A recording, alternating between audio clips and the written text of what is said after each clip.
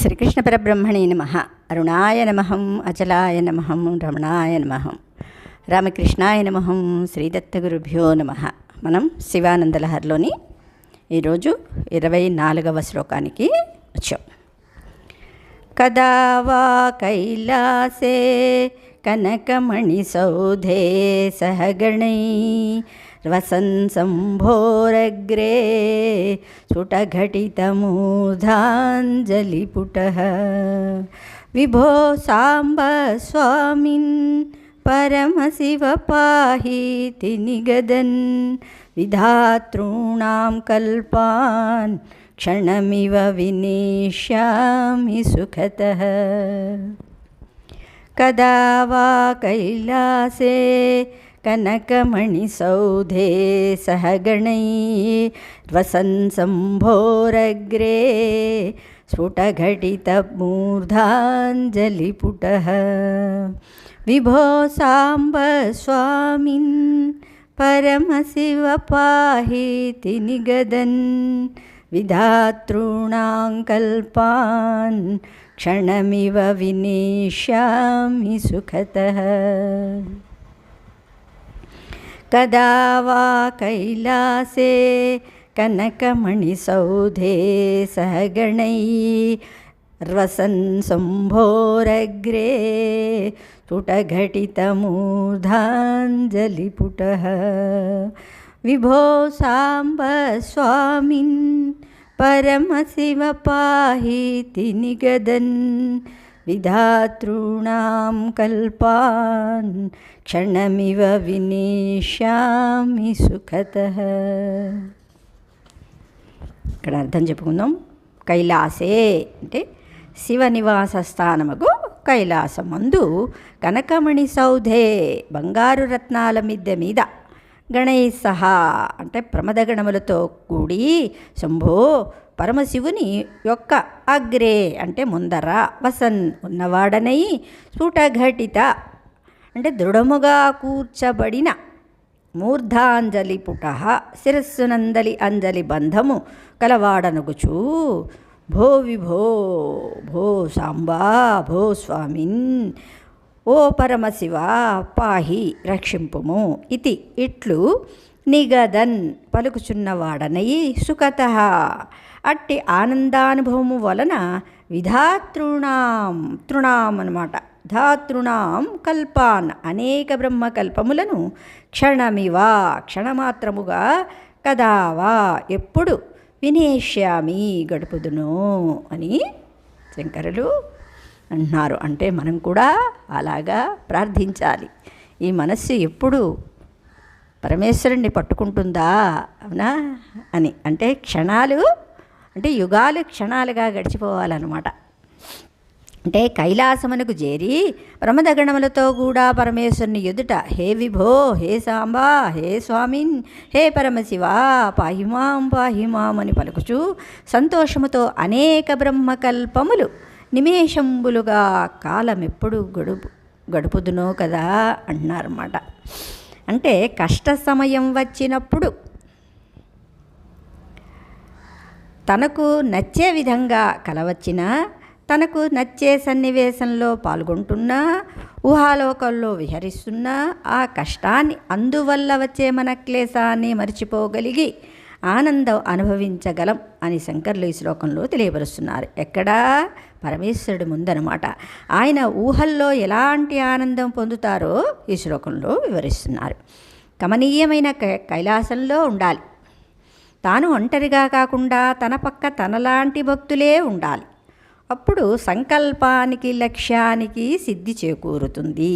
అంటే ఇక్కడ వ్యతిరేక భావాలు గల వ్యక్తుల సాన్నిధ్యంలో భావాలు అడ్డుకుంటాయి అన్నారు. ఇది మనం చాలా జాగ్రత్తగా గమనించాలన్నమాట. అందుకనే మెడిటేషన్ కలిసి చెయ్యకూడదు, ఏకాంతంగా చెయ్యాలి అన్నారు.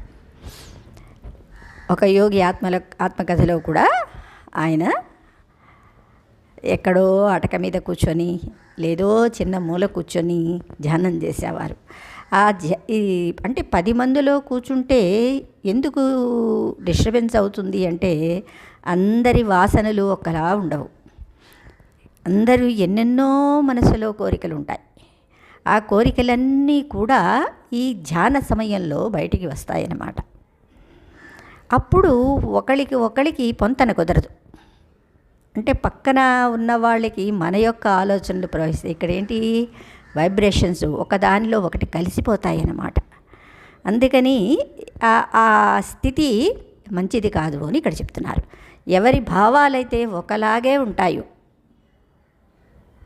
అలాంటి వాళ్ళు, ఇప్పుడు సన్యాసులు అనుకోండి, వాళ్ళ భావాలన్నీ ఒకలా ఉంటాయి. సంసారులు వివిధ రకాలుగా ఉంటారు. బ్రహ్మచర్యంలో అందరూ ఒకలాగా ఉంటారు. వాళ్ళ యొక్క ఆలోచనలన్నీ కూడా ఒకే విధంగా ఉంటాయి. అలాగే అందుకని ధ్యానం అనేది ఒంటరిగా చేయాలి అంటారు. అది ఇక్కడ చెప్తున్నారన్నమాట. ఇందువల్ల భక్తుల మధ్య సాలోక్య సిద్ధి చేకూరుతుంది. ఎందుకు, ఒకే భావాలు ఉన్నవాళ్ళతో కూర్చొని ధ్యానం చేస్తే. భక్తితో మూర్ధాంజలి అంటే మకుటంతో శివనామస్మరణ చేస్తున్నప్పుడు అందరి హృదయాల్లో శివుడే ఉండి అందరూ శివుని సాన్నిధ్యాన్ని అనుభవిస్తారు. దీనివల్ల సారూప్యం సామీప్యం సిద్ధులు రెండూ చేకూరుతాయి. అంటే అందరూ కూడా ఎవరి సామీప్యంలో ఉన్నారు, పరమేశ్వరుని సామీప్యంలో. అందుకని సారూప్యం లభిస్తుంది. అంటే అందులో లీనమైపోతారన్నమాట. ఆ మూర్తిలో వాళ్ళు లీనము అయిపోవడమే సారూప్యము అంటారన్నమాట. ఇలా సాలోక్య సామీప్య సారూప్య సిద్ధులు చేకూరిన తరువాత శివనామస్మరణానందంతో పరమశివునికి మరింత చేరువై చివరికి అభేద స్థితిలో సాయుధ్య సిద్ధికి సంబంధించిన పరమానందాన్ని కూడా పొందగలుగుతారు. అంటే ఇక్కడ అహం బ్రహ్మస్మి చెప్పారనమాట. అంటే ఇక్కడ ఇక నేను అనే వస్తువు అక్కడ లేదు, ఉన్నదంతా పరమాత్మే అనేది సారూప్యం అన్నమాట, సాయుధ్యం జరుగుతుంది. అప్పుడు బ్రహ్మ ప్రపంచాన్నే మర్చిపోయి బ్రహ్మకల్పాదుల్ని కూడా అధిగమించి నిత్యానంద పరవశ స్థితిలోనే ఉండిపోవచ్చు. మార్కండేయుడు చరిత్ర అంతే. మార్కండేయుడు ఎన్ని కల్పాలని చూశారో, అంటే ఎంత వరకు ఆయన ఆయుష్ చిరాయువు అంటారు కదా. అందుకనే ఒకసారి ప్రళయంలో కూడా ఆయన ఒక్కరే ఉన్నారు. అక్కడ కృష్ణయ్య తామరాకు మీద తను ఒక్కరే నోట్లో వేలు పెట్టుకొని పడుకున్నారు. నోట్లో వేలు పట్టుకుంటూ ఏంటి, సృష్టిని అక్కడ తన గర్భంలో పెట్టుకున్నారు. బటన్ వేలు పట్టుకోవడం అంటే సృష్టిని అంతటినీ కూడా ఏకాగ్రం చెయ్యడం అన్నమాట. మళ్ళీ తర్వాత అప్పుడు అడుగుతారు ఆయన, నాకు సృష్టి ఎలా ఉంటుందో చూపమని కదా. అందుకని ఆయన మళ్ళీ ఉచ్ఛ్వాసంలోనే ఆ ఋషి లోపలికి వెళ్ళిపోతారు. మళ్ళీ సృష్టిని అంతటిని చూసి, ఓహో నేను ఇక్కడ ఉన్నా అన్నమాట అని మళ్ళీ నిశ్వాసంలో బయటకు వచ్చేస్తే ఆయనకి సృష్టి అంతా ఎలా జరిగింది అనేది తెలుస్తుందన్నమాట. అంటే మార్కండేయుల వారికి. అందుకని ఇక్కడ ఏమిటి అంటే ధ్యానం అనేది అలాగ లోపలికి వెళ్ళి మళ్ళీ ఇది ఎలా చెప్తో అది అందుకనే అంటారు భగవద్గీతలోని ఒక శ్లోకం, సాంఖ్యయోగం 2వ అధ్యాయంలోని 29వ శ్లోకంలో పరమాత్మని దర్శించిన వాళ్ళు ఎలాగ ఉంటారు. ఆశ్చర్యవత్ పశ్యతి కశ్చిదేనం ఆశ్చర్యవద్వదతి తథైవ చాన్యః ఆశ్చర్యవశ్చైన మనశృణోతి శ్రుత్వాప్యేనం వేద నచైవ కశ్చిత్ అన్నారు. అంటే ఇక్కడ ఏంటంటే పరమాత్మని ఎవరో ఒకడు ఆశ్చర్యంగా చూస్తాడు, ఎవరో ఒకరు ఆశ్చర్యంగా చెబుతారు, ఎవరో ఒకరు ఆశ్చర్యంగా వింటారు. విన్నప్పటికీ చూచినప్పటికీ అవునా ఎవరు కూడా దీనిని తెలుసుకోలేరు అన్నారు. అంటే చూసినవాడు చెప్పినవాడుకి అది అనుభవించినంత స్పష్టంగా చెప్పలేరు. విన్నవాళ్ళకి అది ఏదో కొంచెం అర్థమవుతున్నట్టుగా ఉంటుంది, కానీ శాంతం అర్థం కాదు. హృదయంలో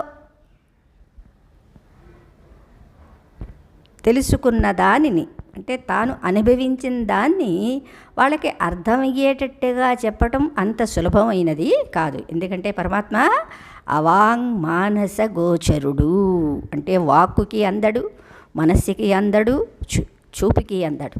దీంట్లో ఇప్పుడు అర్థమైపోయింది కదా. ఏమి చూస్తున్నావు అక్కడ? చూసేవాడు అనే ఒక క్వశ్చన్ అక్కడ ఉండదు. చూసేవాడు అనేవాడు లీనమైపోతాడు.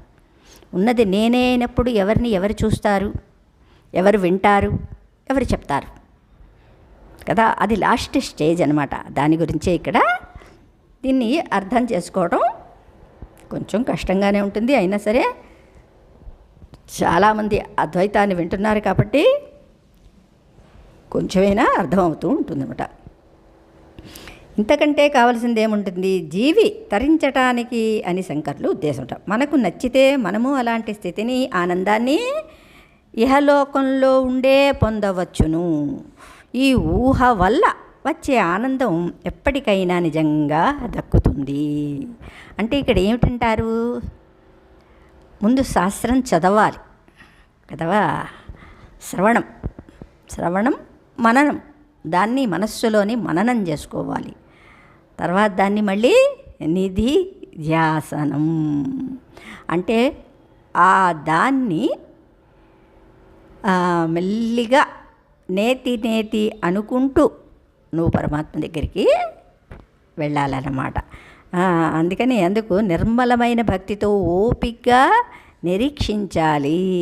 అంటే అది కాలంలో కలిసి రాలేదు అంటాం కదా. కాలంలో కలిసి వస్తుంది, ఆ కాలం కలిసి రాలేదు అంటారు.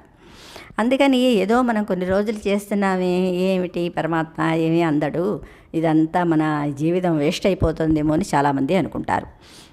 అది వేస్ట్ కాదని పరమాత్మే చెప్పారు. ఎందుకంటే శుచీనాం శ్రీమతాంగేహే యోగభ్రష్టోభి జాయతే అన్నారు. శుచీనాం అంటే ఇక్కడ శుద్ధ మనస్సు గలవాళ్ళు అనమాట. అంటే చిత్తశుద్ధి కలిగిన వాళ్ళు అని ఇక్కడ అర్థం.